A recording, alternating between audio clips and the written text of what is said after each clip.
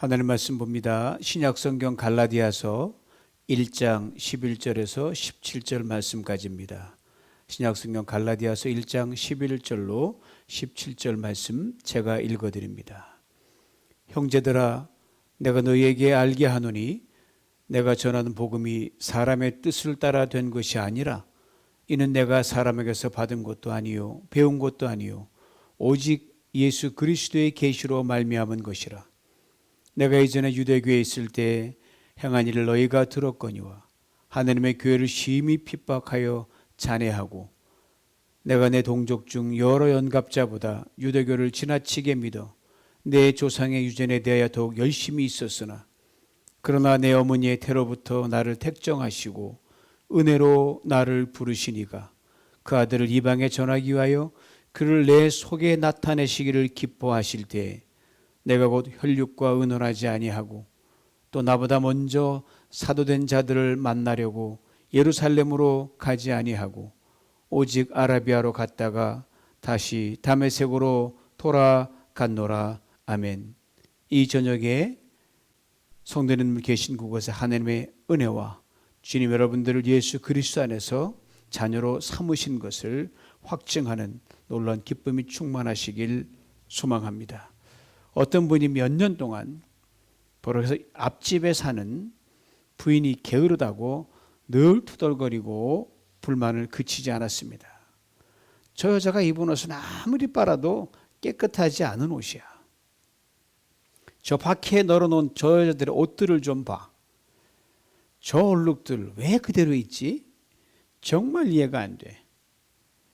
저 여자는 어째서 빨래하는 것도 저렇게 못한단 말이야.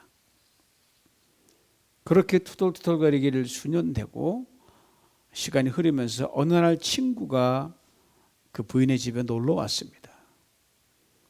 왔다가 이 관찰력이 뛰어난 친구가 앞집 여자의 옷이 더러운 것이 아니라는 것을 발견했습니다.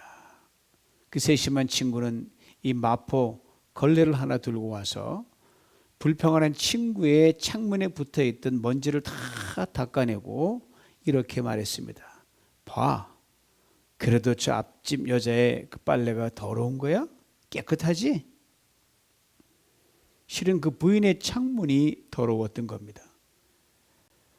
이처럼 누구나 자기가 가지고 있는 관점에서 저마다 창문을 통해 다른 사람을 바라봅니다.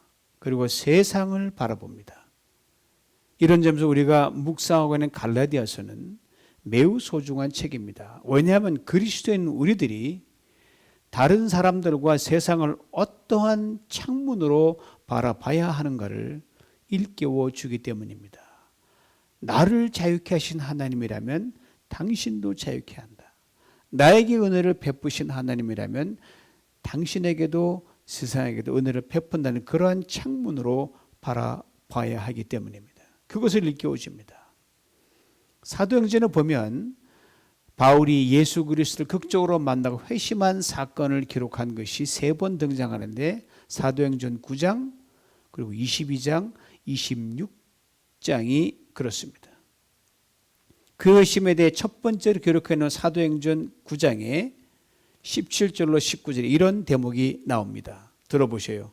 아나니아가 떠나 그 집에 들어가서 그에게 안수하여 가로되 형제 사울아 주 곧 내가 오는 길에서 나타나시던 예수께서 나를 보내어 너로 다시 보게 하시고 성령으로 충만하게 하신다 하니 즉시 바울의 눈에서 비늘 같은 것이 벗어져 다시 보게 된지라. 일어나 세례를 받고 음식을 먹으며 강건하여지니라. 예수 믿는 그리스도인들을 잡아오게 가두기 위해 공문을 들고 다메섹 도상으로 가던 중 바울이 부활하신 예수님을 극적으로 만나게 됩니다. 그리고 강한 빛에 눈이 멉니다. 그리고 끌려서 모처에서 휴식을 취하고 있을 때였습니다. 주님께서 신실한 믿음의 사람 아나니아에게 직접 나타나셔서 바울에게로 가라고 말씀하셨습니다. 그리고 그 할 일을 주님이 구체적으로 일러주셨어요. 아나니아가 용기를 내서 바울이 머물고 있던 집으로 갑니다. 그리고 바울에게 안수하면서 주님의 말씀을 전해줬습니다. 그때 바울이 성령의 충만함을 받습니다. 그리고 말씀에서와 같이 바울의 눈에서 비늘 같은 것이 떨어지면서 다시 보게 되었습니다. 바울의 눈에서 비늘 같은 것이 벗겨졌다고 했습니다. 무슨 말입니까? 바울이 사람들과 세상을 바라보던 창문에 끼어 있었던 먼지와 때가 벗겨졌다는 말입니다. 그때까지 바울은 이름이 사울이었습니다. 사울이 누구예요? 통일 이스라엘 왕국의 초대 임금이 사울입니다. 아주 훤칠하고 준수하고 아주 잘생긴 사람이었어요. 그러니까 사울이란 이름은요, 왕족의 사람이다 이 말입니다. 12지파로 말하면 베냐민 계열에 속한 사람이 사울이었습니다. 아신 대로 베냐민은 야곱의 12번째 아들로 야곱이 그토록 사랑했던 여인 라헬, 그 라헬로부터 두 아들이 나왔는데 하나는 요셉이요, 그 동생이 베냐민입니다. 베냐민 하면 그러므로 특별히 사랑받는 존재란 뜻입니다. 오른손의 아들이란 뜻입니다. 사울이 바로 그런 가문의 사람이었어요. 여기에 바울이 결정적인 장점으로 내세운 것이 뭐였냐? 바로 자신이 하나님의 택한 선민 이스라엘의 후손이라는 것, 나아가 하나님의 계명의 율법을 직접 받은 민족의 후손이라는 것, 이것을 주 무기로 삼았습니다.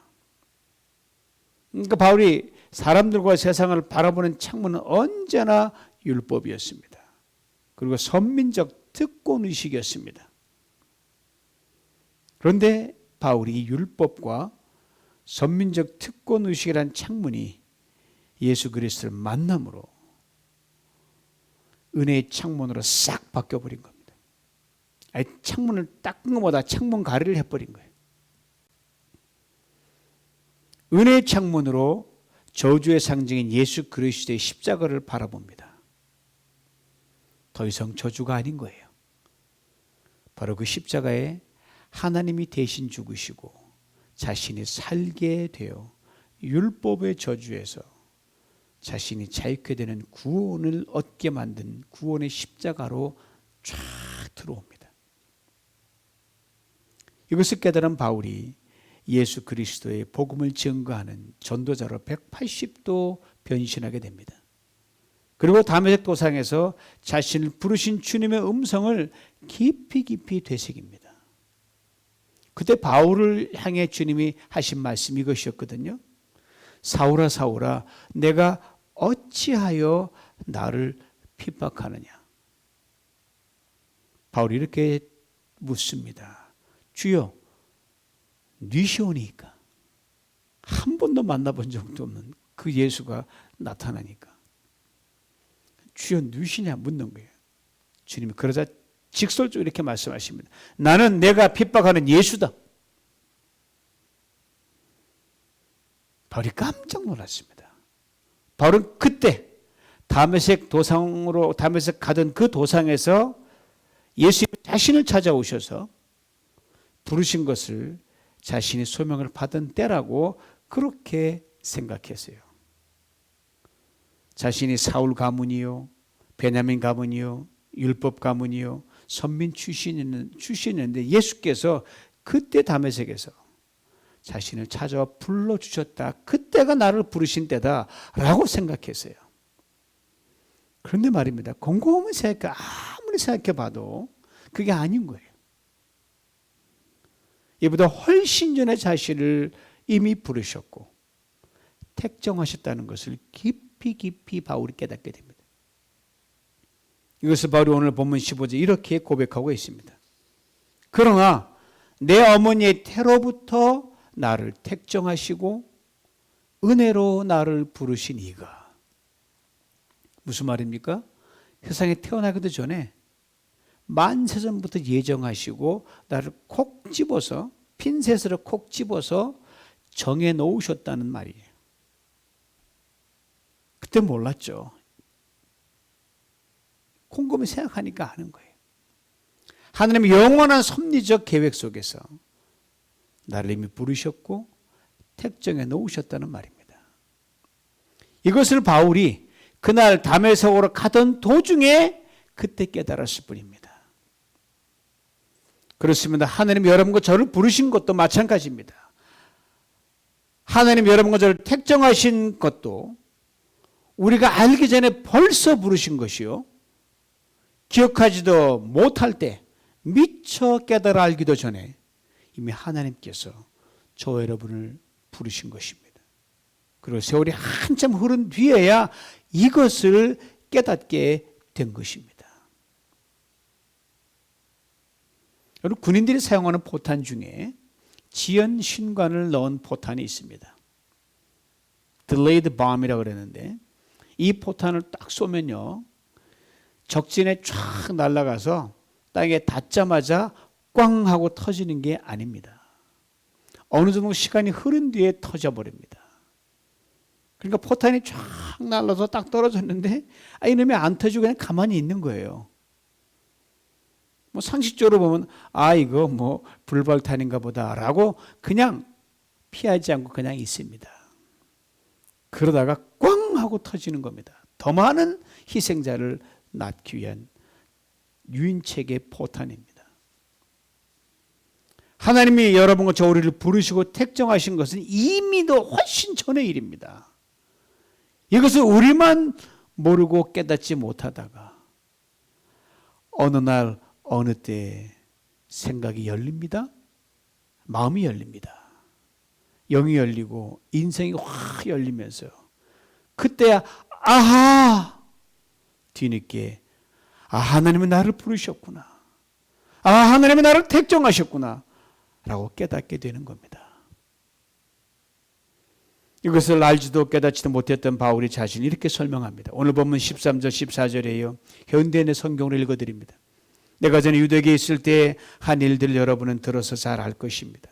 그때 나는 하나님의 교회를 몹시 박해하였고 아예 교회를 없애버리려고까지 했습니다. 나는 같은 나이 또래의 그 어떤 유대인들보다 유대교를 신봉하는 데 앞장섰으며 조상들의 전통을 지키는 데도 누구 못지않게 열심히 했습니다. 바울, 유대교 신봉자였습니다. 이미 말씀드린 대로 선민적 특권의심과 종교심, 율법의 창문이 그의 인생관과 세계관이었던 사람이었습니다. 그래서 그의 이 기준에 들어오지 않으면요, 다 저주받은 인생이에요. 그 눈에 보기엔 다 저주받을 민족이었어요. 그렇게 바울은 교회를 핍박했습니다. 그저 못 살게 굴었다는 정도가 아닙니다, 여러분. 그의 말대로 아예 교회를 지면에서 싹 쓸어버리려고 그렇게 작당했던 사람이 바로 바울이었어요. 이런 바울에게 당시 그리스도인들은 그저 미운 털에 박힌 사람 정도가 아니었습니다. 사도행전 9장 1절은 이렇게 설명합니다. 새 번역으로 읽어드립니다. 사울은 여전히 주님의 제자들을 위협하면서 살기를 띠고 있었다. 사울, 바울의 회심전 이름입니다. 보세요.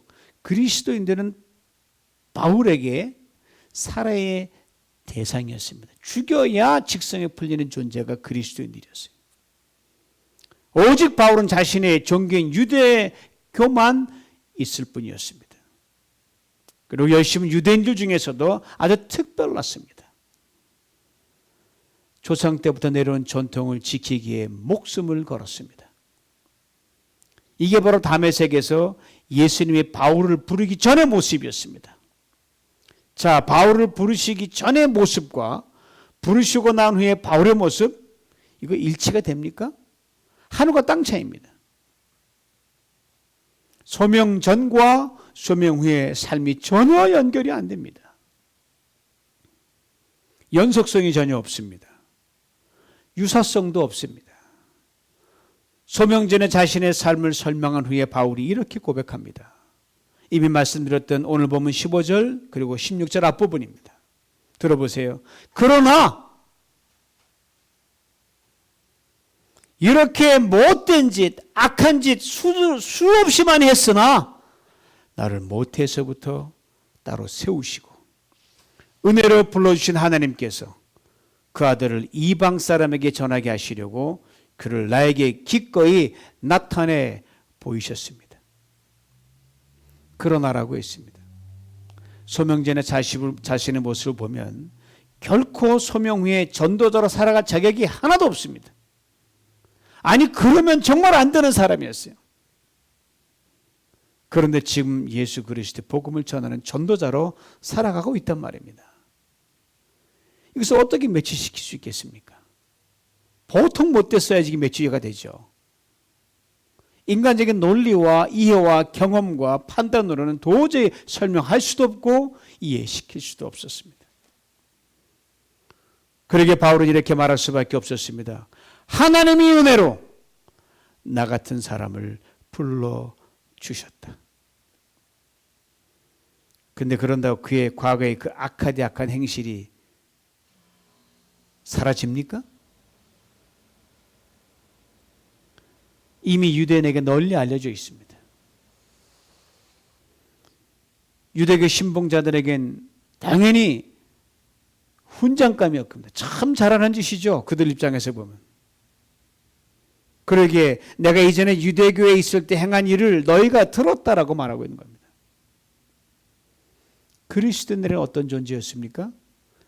바울이 회심하여 예수를 믿고 복음을 전하는 자가 됐다는 소식을 예수 믿는 사람이 딱 들은 거예요. 처음에 하나도 안 믿었어요. 이거 말도 안 돼. 있을 수 없지. 다른 사람마다 사울 그 친구는 안 돼. 도저히 안 되네. 이렇게 했던 거거든요. 능력으로나 이전의 삶의 행적으로나 자격으로나 그 어떤 무엇으로 보더라도 바울이 전도자가 된 것은 그러므로 하나님의 은혜가 아니면 불가능한 것 같다는 거예요. 그리고 바울도 자신을 부르신 이 소명 앞에 놀라지 않을 수가 없었습니다.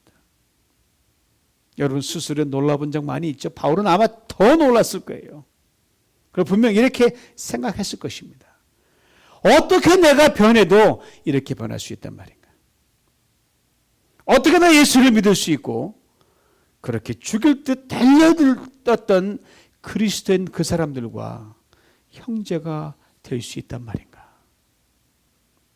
그 고백대로 죄인 중에도 우두머리였던 자신이었으니 왜 그렇게 생각 안 했겠어요? 바울이 깊이 생각합니다. 그리고 이렇게 깨닫습니다. 이렇게 고백합니다. 하나님이 나를 부르신 것은 갑자기 된 것이 아니다. 어머니의 태로부터 나를 부르셨고 나를 택하신 것이다. 이것이 바울을 부르신 하나님의 소명이었습니다. 이것이 바울을 택정하신 하나님의 선택함이었습니다. 왜 이따 없이 이런 간증이 유튜브에 가끔 올라오는 걸 보시잖아요. 그리고 제목이 딱 붙어 있잖아요. 전직 조폭 두목이 전도자가 되었다. 평생 스님으로 살아가던 사람이 예수를 믿고 목사가 되었다. 아버지는 스님, 어머니는 무당인 집안에서 아들이 목사가 되었다. 등등등. 기가 막힌 그 라이프 스토리가 떠오를 때 있단 말입니다. 바울을 부르신 하나님의 소명과 결코 동일한 것은 아니지만 한 가지 공통점이 있습니다. 즉 드라마틱한 소명이라는 겁니다. 때때로 우리는 바울 같은 아니면 위에 언급한 몇 가지 예처럼 드라마틱한 신앙의 경험에 지나친 관심을 가질 때가 참 많습니다. 마치 그런 경험이 있어야 하나님이 우리를 부르신 게 분명하다. 이렇게 갖다 매치시킬 때가 참 많아요. 결코 그렇지 않습니다, 여러분. 그러기에 이런 드라마틱한 소명을 미워해서도 안 되며 지나치게 일반화하거나 주관화해서도 안 됩니다. 그저 그 사람은 그렇게 부르셨구나 이렇게 이해하시면 됩니다. 늘 기억할 것은요. 하나님 우리를 부르시는 부르심은 언제나 각 사람의 형편과 처지에 맞춰서 맞춤식으로 은밀하게 부르신다는 사실입니다. 이것을 잊지 말아야 합니다. 또 기억해야 할 더 중요한 것은요, 하나님 우리를 부르시고 택정하신 바울의 고백처럼 어머니의 모태로부터 부르시고 택정하셨다는 사실입니다.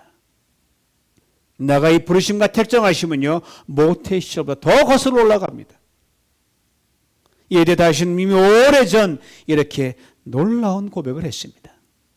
시편 139편 15절로 16절입니다. 들어보세요. 내가 은밀한 데서 지음을 받고 땅의 깊은 곳에서 기이하게 지음을 받은 때에 나의 형체가 주의 앞에 숨기지 못하였나이다. 내 형질이 이루기 전에 주의 눈이 보셨으며 나를 위하여 정한 날이 하나도 되기 전에 주의 책에 다 기록이 되었나이다. 그랬기에 다윗이 이렇게 고백합니다. 신묘막측합니다. 그렇습니다. 신묘막측하게 우리 한 사람 한 사람을 지으실 때 하나님은 이미 우리를 부르셨습니다. 이미 택정하셨습니다. 그리고 세월이 흐르면서 우리 각자 인생의 정한 때에 이런저런 사건과 상황을 통해서 우리로 하여금 그 부르심과 택정하심을 확실하게 각인시키고 깨닫게 하십니다. 그리고 이렇게 고백할 수밖에 없게 만드십니다. 바울이 그랬던 것처럼 하나님의 은혜로 나 같은 사람을 불러주셨다. 하나님의 은혜로 나 같은 사람을 택정하셨다. 이것을 깨달은 바울이 유대주의자들의 가문이설로 믿음에서 흔들리는 갈라디아 교회의 성도들에게 자신을 사도로 부르신 것을 다시금 상기시켜 주십니다. 오늘 본문 시작인 11절로 12절 말씀입니다. 이미 갈라디아 시작할 때 1절에서 이미도 했던 말씀을 다시 한번 반복합니다. 형제들아, 내가 너에게 알게 하노니 내가 전한 복음이 사람의 뜻을 따라 된 것이 아니라 이는 내가 오직 예수 그리스도의 계시로 말미암는 것이라. 이걸 풀어 설명하면 이렇게 됩니다. 나 바울을 봐라, 바울을. 이전에 내가 어떤 짓 하고 다녔는지 다 알지 않냐. 믿음의 율법에 대하여야 한다면 내가 유대주의자들의 말을 들은 것이 아니더냐. 그리고 그전엔 예수를 믿는 다른 그리스도를 만난 적, 교류한 적도 없다. 그런데 오직 십자가에 달려 돌아가시고 부활하신 주를 믿음으로 죄와 사망에서 구원 얻는다고 내가 전하지 않았더냐? 어떻게 그리 할 수 있느냐? 내가 핍박했던 예수 그분을 내가 만났다. 그리고 앞서 언급한 자신의 그 모든 지난날의 악행을 쫙 열거합니다. 이런 나였다. 이런 못된 사람이었다. 말도 안 되는 짓을 했다. 그리고 이렇게 힘주어 말합니다. 하나님의 은혜로 나 같은 사람을 불러주셨기 때문이다. 그렇습니다. 하나님 우리를 부르시면 은혜입니다. 하나님 우리를 택정하심도 은혜입니다. 그리고 그것은 우리가 전혀 알지 못하던 모태의 때요. 그 이전에 땅이 지어지던 때요. 그보다 이전에 땅이 지어지기 전에 그때였습니다. 사랑하는 성도 여러분, 예수를 믿는 것이 무엇입니까? 우리를 자녀로 부르시고 택정하신 것을 믿는 겁니다. 하나님의 전적 은혜입니다.